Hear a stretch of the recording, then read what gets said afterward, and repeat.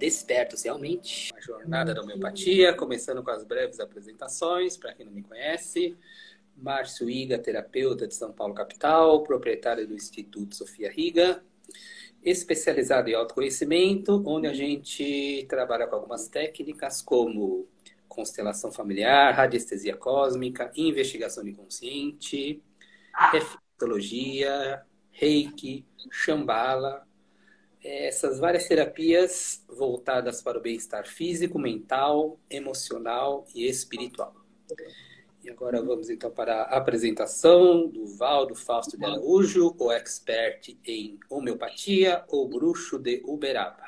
Agora é contigo, bruxo. Bom dia, com alegria. Aqui está um tempo muito gostoso, muito fresquinho. Está chovendo bem suavemente, né? Então, está muito gostoso. Eu estou Valdo Fausto Araújo, moro em Uberaba, trabalho com terapias espirituais, entre elas barra axis, psicoterapia reencarnacionista, homeopatia, apometria e algumas outras mais, né? Somos membro fundador e presidimos o SEVA, o Centro de Estudos da Espiritualidade, Valorização e Assistência Humana, e o SEVA mantém alguns cursos para bancar, né, suas despesas, as nossas tarefas do dia a dia. E para isso, nesse momento, nós estamos com curso de apometria básica, curso de reiki, que está encerrando, e estamos iniciando no dia 7 de outubro o módulo 1 da homeopatia, né? E aí, o motivo dessas lives que nós temos feito é para estar divulgando essa atividade. E aí, nós estamos promovendo um sorteio de uma vaga desse curso de homeopatia, né, que vai começar dia 7/10.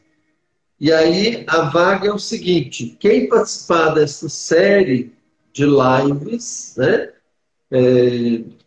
e quiser um certificado no final, nós vamos estar pedindo uma contribuição de R$80. E também uma segunda oportunidade é que nós vamos estar fazendo um sorteio entre essas pessoas que estão assistindo às lives para que estejam fazendo o curso de homeopatia gratuitamente. São 20 aulas no primeiro módulo, né? Começa agora 7 de outubro e vai terminar o ano que vem, se eu não estiver enganado, dia 21 de julho de 2023, parece. São aulas na sexta-feira, das 20 às 22 horas. Bom, em linhas gerais é isto, né? E nós estávamos falando, na semana passada, nós estávamos falando da questão da homeopatia e paramos, venceu o nosso tempo exatamente na hora que nós falávamos da homeopatia no Brasil, não é isso? Então, como é que a homeopatia chega aqui no Brasil, que foi através do médico francês, né, Benoît Julius Murray, conhecido como Benoît Murray. E, a partir daí, foram chegando as escolas homeopáticas, né? E hoje nós temos aqui no Brasil, principalmente, 4 escolas homeopáticas. Então, essas principais escolas homeopáticas no Brasil, elas fazem parte do perfil e das atribuições do farmacêutico homeopático. O farmacêutico homeopático, precisa conhecer essas 4 escolas, porque quando chega para ele a receita vinda de um homeopata, a indicação medicamentosa, né, vindo de um homeopata, porque receita é quando o médico prescreve, né? O homeopata, no meu caso, nós não podemos falar em receita e nem podemos prescrever receita. a gente indica medicamentos. Então, é indicação medicamentosa. Então, quando chega para o farmacêutico, tanto a receita como uma indicação medicamentosa, ele precisa conhecer essas escolas para ele saber manipular o medicamento de acordo com o que o homeopata está indicando.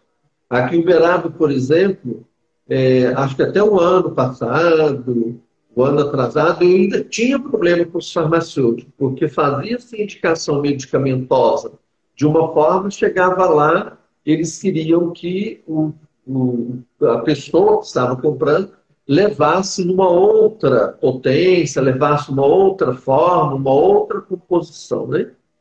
Então, a partir de então, eu comecei a colocar nas indicações medicamentosas que a alteração do medicamento, a prescrição do medicamento só poderia ser alterada mediante a autorização do homeopata. Porque como homeopatia não tem uma exigência, né, formal, como a gente tem lá nos medicamentos faixa preta, então, às vezes, eles querem driblar, né, a indicação do homeopata. E muitas vezes não, quem ouviu a pessoa foi o homeopata. Então, o homeopata chegou na conclusão daquele medicamento porque aquele é o melhor medicamento, né? Não pode ficar substituindo por outro medicamento que tem a mesma ação, ele não sabe o que foi, por que foi que o homeopata passou aquele medicamento. Bom, então daí a necessidade desse farmacêutico homeopático ter noção dessas 4 escolas homeopatas que perduram no Brasil, né? Eu, no caso, sou homeopata unicista. O que significa isso? Eu vou falar daqui a pouco.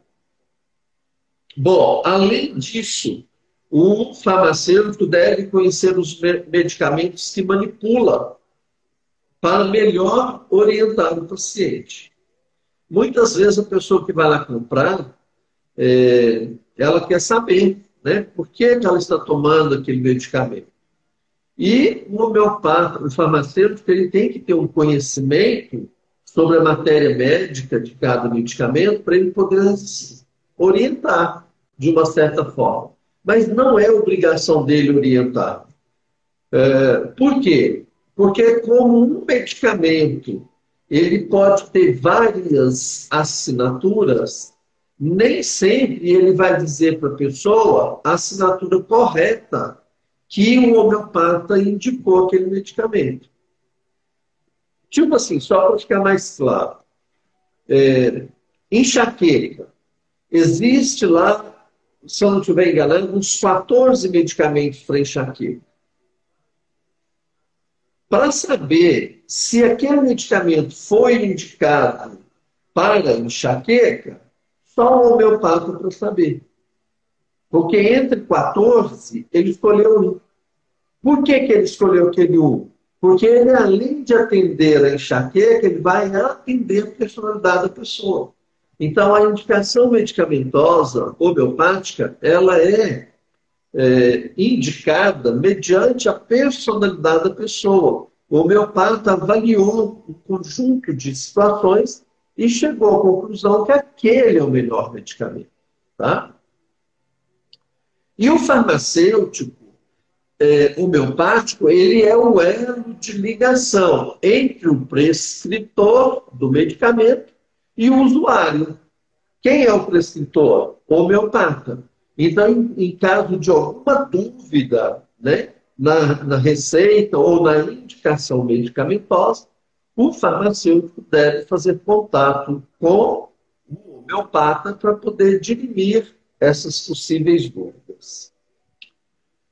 Bom, quais são as escolas homeopáticas, então, que prevalecem hoje no Brasil, né, que estão presentes nas farmácias homeopáticas do Brasil?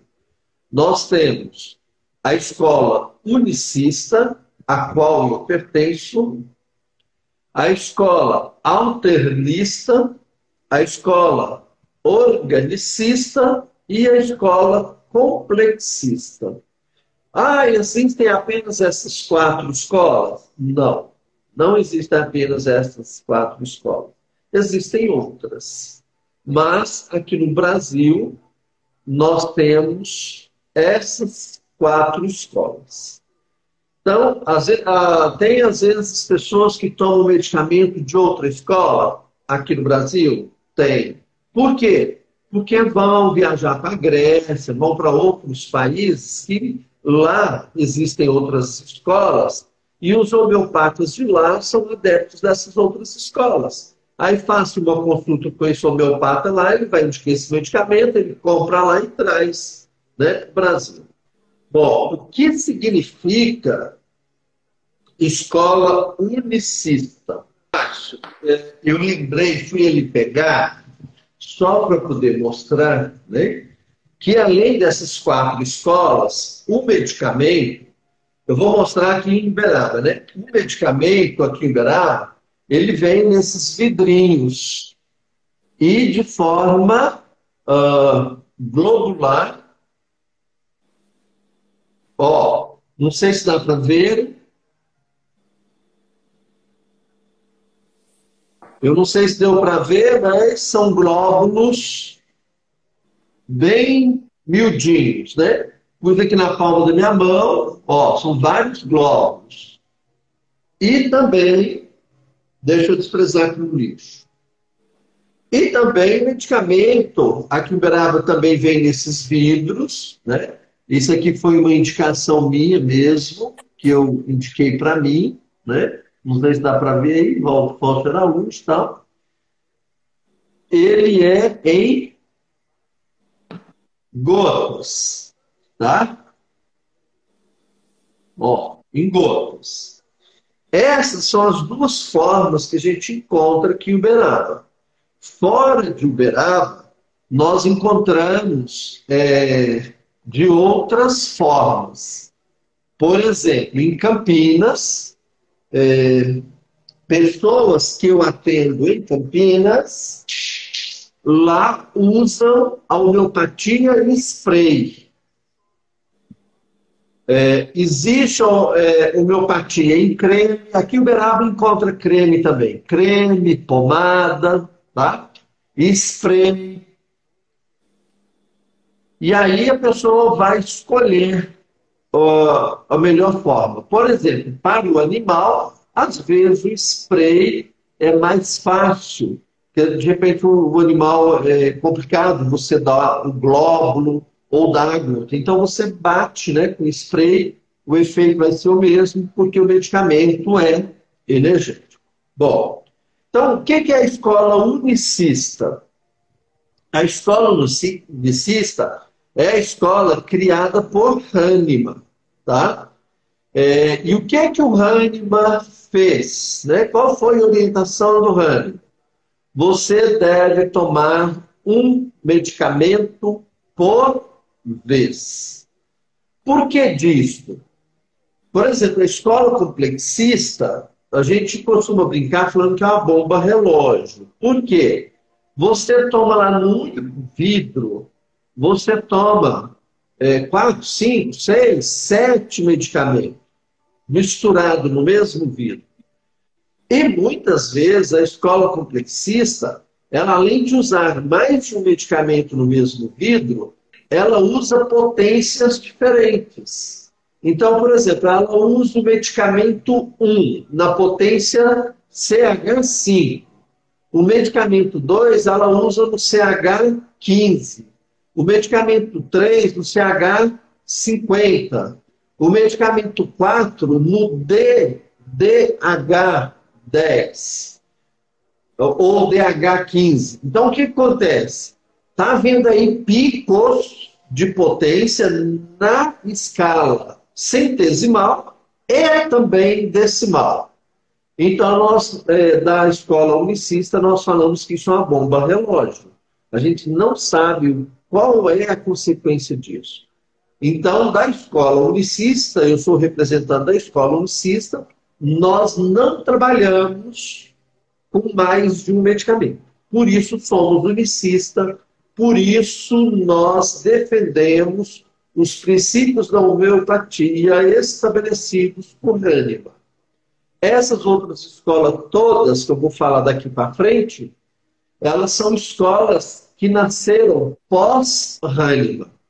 Foram pessoas, né, médicos, que passaram a estudar a homeopatia e foram criando e recriando em cima dos ensinamentos do Hahnemann. Então, só para frisar bem, eu sou homeopata unicista hahnemanniano, porque eu sigo os princípios e orientações de Hahnemann, tá? E aí essa escola unicista, ela indica um único medicamento à maneira de Hahnemann, com base na totalidade dos sintomas da pessoa. O que significa isso? Quando nós fazemos a indicação medicamentosa, nós estamos usando o simílimo daquela pessoa, um remédio que mais tem a cara daquela pessoa. Lembram que algum tempo atrás eu disse assim, nós trabalhamos ontem, não, semana passada, não foi hoje, foi semana passada que eu falei. Nós trabalhamos buscando encontrar o simílimo da pessoa. Então, o que é o simílimo? É aquele medicamento que mais parece com a pessoa. Existem alguns tipos de simílimo. Existe simílimo constitucional, momentâneo, comportamental. Esse simílimo ele também pode mudar, dependendo do momento, das circunstâncias que a pessoa está envolvida. Tá? Então, ele pode mudar. Mas, normalmente, a gente busca esse simílimo, mesmo que seja o simílimo momentâneo, se a gente não consegue encontrar aquele simílimo mais parecido com a pessoa, mas pelo menos aquele simílimo do momento, e você aí faz a indicação, consequentemente, você vai perceber que a pessoa terá melhora praticamente, como é que fala? Rapidamente, tá? Tem jargão aí que fala que homeopatia é um medicamento, que é um tratamento que demora muito a fazer efeito. Isso é uma concepção errada da homeopatia. A homeopatia, na primeira gota que você toma, ela já pode trazer um resultado positivo, tá? Desde que você encontrou o melhor medicamento. Então, muitas vezes as pessoas falam que demora muito, porque ela não passou para o homeopata todas as informações que necessitava, e o homeopata, ao encontrar o melhor remédio, ele não encontrou o melhor remédio 100%. Ele encontrou 70% apenas. Você já deve ter visto, Márcio, deve ter visto com toda certeza, o Parathman, quando a pessoa chega para o Parathman, e às vezes acho que ele nem fala nada, ele passa o medicamento e depois pedia para as meninas lerem o psiquismo do medicamento para a pessoa e perguntar quantos por cento. Você lembra disso? Aí às vezes a pessoa falava 100%, 70%, né? Ou às vezes 0%, pode acontecer isso. Então, o que é isso? Naquela hora, o Parathman está dizendo para a pessoa, olha, eu te encontrei aqui, o seu remédio é esse, essa aqui é a sua cara, esse remédio é a sua cara.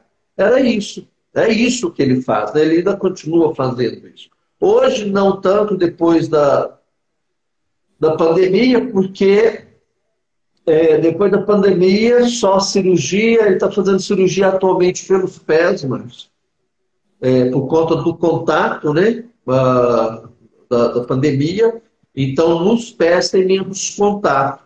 E as cirurgias estão andando muito mais rápido do que acontecia naquela época, antes da pandemia. Hoje faz 70 cirurgias, 80 cirurgias em 1 hora e pouquinho. Naquela época, lá antes da pandemia, às vezes a gente ia sair lá do centro 1 hora da manhã, né?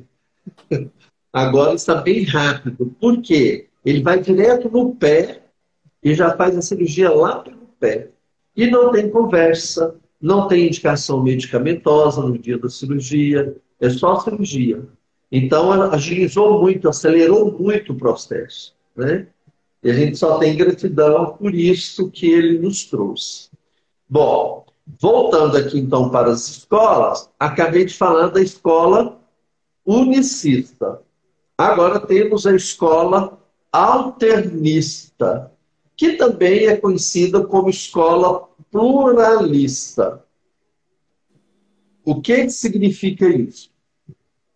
Esta escola pluralista, o próprio nome já está dizendo.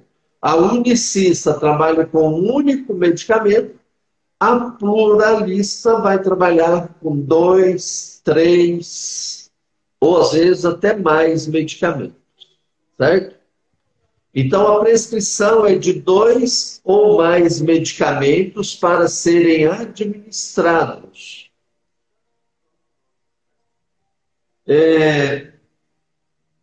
Para serem administrados em horas distintas, alternadamente, para que um complemente a ação do outro, atingindo assim a totalidade dos sintomas do paciente.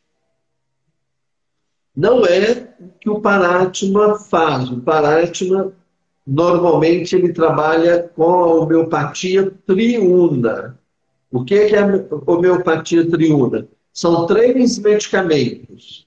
Só que esses 3 medicamentos seriam um simílimo, um constitucional e um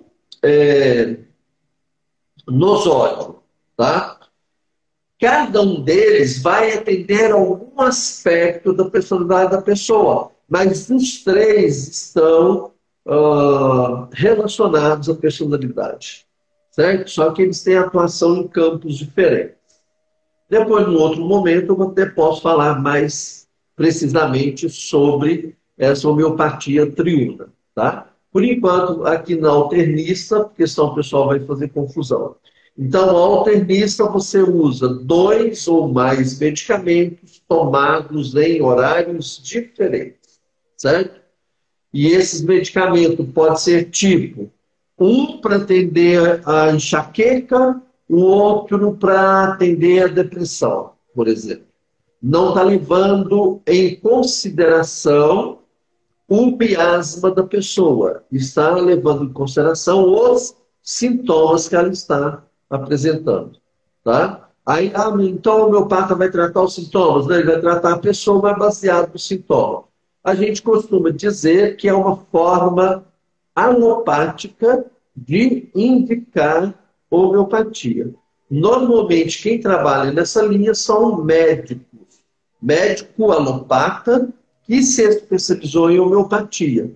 Então, ele vai atender a pessoa na homeopatia, mas com a cabeça de alopatia. Por isso que ele usa esse tipo de homeopatia, né? Temos a escola homeopática chamada de organicista. A prescrição do medicamento é direcionada ao órgão doente. Então, por exemplo, você está com problema no rim, aí você vai indicar um medicamento chamado rim. Você está com problema no pulmão, você vai indicar um medicamento chamado pulmão. E por aí afora vai. Coluna, medicamento coluna. Certo? O que significa? Essa escola está dando atenção ao órgão que está doente. Especificamente ele. Tá bom? Então, é direcionado ao órgão doente, considerando as queixas mais imediatas do paciente. Essa conduta aproxima-se da medicina alopática, que fragmenta o ser humano em órgãos e sistemas. Numa visão organicista, o clínico fixa-se apenas no problema local, não levando em conta os sintomas emocionais e mentais, que podem estar relacionados ao problema. Então, por exemplo, rim, né? Você está com problema no rim, é porque você, de uma forma ou de outra, alimenta medo. Certo? Alimenta medo. Chegou, Márcio, chegou o nosso nenenzão bonito e gostoso. Fala Olá, oi pro Márcio. Alex, tudo bem? Fala, E ó, aí, Márcio, tá com você, fala com ele. tudo bem? Vai se você acordou agora. Acabei de acordar, Márcio. Nesse tempinho gostoso que está hoje, né? Hoje está muito fresco, muito gostoso. Fala oi pro Márcio, fala, o Márcio está muito Oi, tudo sorrindo bem para você. aí? Fala, oi. Banda mão Oi. preta, tchau. Então, a escola organicista, ela também tem um pensamento, né, alopático, porque normalmente é o médico que trabalha dessa forma, ele não vai focar na personalidade da pessoa, ele foca no órgão que está doente. E aí, o que acontece? É uma forma, é um raciocínio alopático, porque na alopatia preocupa-se com a especialidade. A homeopatia preocupa com o ser, é diferente. A homeopatia preocupa com a totalidade de sintomas.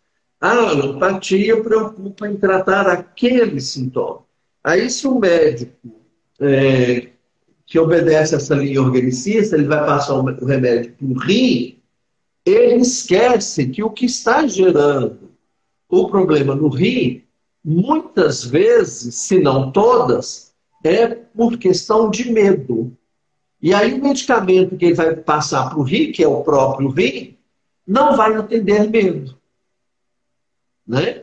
Aí, mas se ele passar o rim, ele pode passar, por exemplo, o argento nítrico, que aí o argento nítrico já é um simílimo da pessoa, porque com toda certeza essa pessoa é medrosa, né? E o agente nítrico é um dos medicamentos que trabalha a questão do medo, ele ajuda a pessoa a vencer esse medo, né? Então, se ele fizer isso, ele já deixa de ser organicista e passa a ser alternista ou pluralista, certo? Ou então, se ele introduzir o terceiro medicamento, ele deve estar trabalhando com a triuna, ou então ainda seguindo a linha pluralista. E, por fim, a última escola, que é a escola complexista, são prescritos 2 ou mais medicamentos para serem administrados simultaneamente ao paciente. Normalmente, nessa escola complexista, coloca tudo no mesmo vidro. E, normalmente, nessa escola complexista, trabalha com potências altas, tá? Que é uma potência alta? A partir de CH15 já é uma potência alta, né? Mas, normalmente, essas escolas trabalham CH30, CH50, trabalham CH200, CH500, certo? A homeopatia no século XXI, né? A consulta homeopática, na consulta homeopática, o indivíduo deve ser considerado em sua totalidade. A real e verdadeira homeopatia é feita assim, viu, Márcio? Só que aquilo que eu falei já há algum tempo atrás, vou frisar novamente a importância disso. Uma consulta homeopata, ela é muitíssimo demorada. As minhas consultas homeopáticas é em torno de 2 horas. E aí o que acontece? O médico, na visão alopata, muitas vezes ele é obrigado a atender uma pessoa em 10 minutos. Em 20, em 30. Como é que ele vai atender homeopaticamente? Ele não consegue. Tá? Porque muitas vezes ele está vinculado a um plano de saúde, está vinculado a uma clínica ou a um hospital, e aí o seu chefe, né, determina que seja atendido cada pessoa em 10 minutos, em 20 ou em 30, que seja 30. Gente, não dá tempo de você analisar com cautela, buscando 100% dos sintomas da pessoa, para que você faça o medicamento, a indicação de um medicamento homeopático dentro da visão da homeopatia. É muito pouco tempo. Não é possível. Não é possível. A não ser que a pessoa tenha um auxílio espiritual, né, que assim que a pessoa entra aí os mentores já sopram para ela, olha, tal medicamento. Comigo lá no centro, muitas vezes acontece isso. Muitas vezes só da pessoa entrar na porta lá da sala, o parântimo já sabe qual que é o medicamento. Mas é ele, né? Não sou eu. Ele está numa outra dimensão. Já aconteceu também no consultório, assim que eu começo a conversar, o medicamento já vem, e eu resisto, né, a esta intuição que eu recebo, eu resisto e continuo indagando e fazer levantamento, tal, não sei o quê, insisto no medicamento, e aí lá no final, quando eu faço toda a análise do processo, eu chego à conclusão de que realmente aquele era um medicamento, tá?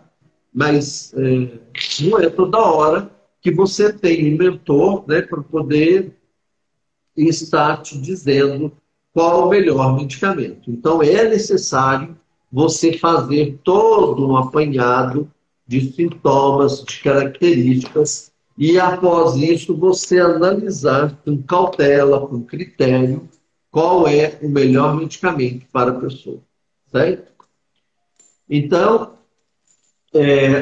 no século XXI, na consulta médico-homeopática, o indivíduo deve ser considerado na sua totalidade e não na sua especialidade, né? Não só o seu órgão, não só o seu sistema, não só o seu pé, a sua mão, a sua coluna. É o indivíduo como um todo. Ele deve responder uma série de perguntas. É isso que eu estou falando, que é um processo demorado. A minha consulta são quase 80 questões, são quase 80 questionamentos que são feitos para poder buscar as informações necessárias. E olha que, às vezes, você ainda não consegue, né, identificar assim com uma margem de segurança tão assertiva. Às vezes fica alguma coisa ainda pendendo, tá? Então, uma série de perguntas. É observado em diversos aspectos. Eu observo a pessoa quando ela chega, desde o portão de entrada até o final da consulta. Eu estou sempre observando postura corporal, a forma que fala, os tiques nervosos. Eu observo tudo. Por quê? Porque isso, muitas vezes, são sinalizadores de medicamentos, tá? De qual o melhor medicamento. Após responder essa série de perguntas, após o homeopata observar criteriosamente a pessoa, aí vem a repertorização. O que é repertorizar? O homeopata vai pegar os sintomas, vai hierarquizar os sintomas. Então, vamos supor que a pessoa está apresentando 40 sintomas. Aí o homeopata prioriza entre esses 40, ele prioriza, suponhamos, 5 sintomas ou 10 sintomas. E aí ele vai verificar quantos medicamentos atende cada sintoma. Depois de fazer todo esse levantamento, ele vê qual foi o medicamento que apareceu mais vezes. Então, vamos supor que ao repertorizar lá 5 sintomas, a arnica montana foi um medicamento que apareceu há 5 vezes. Não, 5 sintomas. Então, significa que a arnica montana está sendo o melhor medicamento. Tá? Aí o homeopata vai passar, vai indicar, vai fazer indicação da arnica montana como o melhor medicamento naquele momento para aqueles sintomas que ele escolheu. Tá? E aí, como eu estava dizendo, que às vezes o pessoal fala homeopatia demora muito a fazer efeito, às vezes na hora de priorizar os sintomas, o homeopata não priorizou, ele não usou um critério mais assertivo para priorizar os 5 sintomas entre os 40. Tá? O que significa isso? Para priorizar esses 5 sintomas, ele precisa analisar muito profundamente esses sintomas todos para poder ver quais são os sintomas de maior hierarquia. Porque se ele pegar sintomas de pequena hierarquia, com toda certeza ele não vai chegar ao melhor medicamento. Ele vai chegar ao melhor medicamento tipo 30% apenas. Certo? Aí o medicamento vai fazer efeito? Vai, só que vai demorar. Então, quando ele faz toda uma análise, faz toda uma pesquisa, toda uma análise, consegue hierarquizar com critério, né, os sintomas que precisam ser observados, que são sintomas. Não encosta no pedal, não. No tripé, não, hein? Ele consegue priorizar, né, os sintomas mais hierárquicos, com toda certeza ele vai chegar a um medicamento que seja muito próximo de 100% da personalidade daquela pessoa. Tá bom? Então, nós vamos parar aqui na homeopatia no século XXI. Então, Valdo, vamos fazer o seguinte, a próxima live do dia 4 de outubro vai ser a última antes do início do curso, certo? Como é que vai ser feito esse sorteio, Valdo? Explica aí para nós. Marco, eu vou pegar os nomes, né, do pessoal que participou, inclusive lá do dia, vou colocar numa cumbuca e vou sortear o nome. E esse sorteio, às vezes, pode ser a Lívia, a Liz, que pode estar fazendo, se ela estiver acordada na hora. Aí, aquela pessoa que saiu o nome, ela pode estar fazendo o curso de homeopatia, se assim ela desejar, gratuitamente. Tá? E os outros que não ganhar, se quiser ter um certificado de participação, aí é só acompanhar as lives. Assim que a gente terminar essa série de lives, que eu não sei quantas lives vai dar, em função do material que eu preparei, né? Não sei, pode dar 10 lives, pode dar 5 lives, não sei. Aí a gente faz o sorteio depois. Né? Faz o sorteio, não, a pessoa me manda os dados e a gente manda o certificado de participação. Tá bom? A Karina Franco Maciel, ela digitou aqui, Valdo, eu já ganhei. Ela está dizendo que já ganhou esse sorteio aí. Eu já considera sortear. Já ganhou.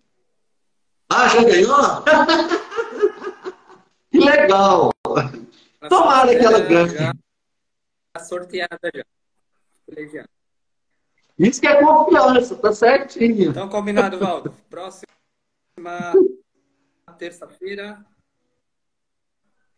A gente continua. Gratidão a todos que estiveram conosco, que vão estar nos ouvindo no futuro. Gratidão ao Márcio, pela parceria, pelo convite. Combinado?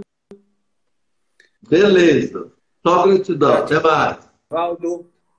Tchau, tchau. Gratidão. Dá tchau pro Márcio.